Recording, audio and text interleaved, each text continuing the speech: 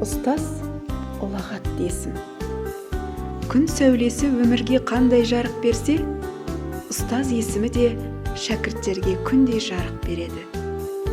Шәкірттерін білім нәрімен сусындатып, тәлім тәрбие беру, жақсы қасиеттерді бойына дарытып, адамгершілік рухта бағыт-бағдар беруде ұстаздың еңбегі зор.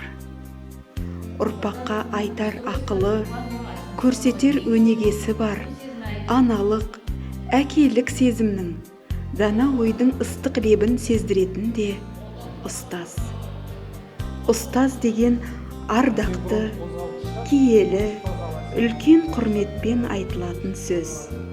Ол әр адамның жастайынан сауатын ашатын, өнеге үйретіп, тәрбие беретін, білім атты кемеге отырғызып, болашаққа жол көрсетіп, анаңдай әлпештеп, маңдайыңнан сипайтын адам.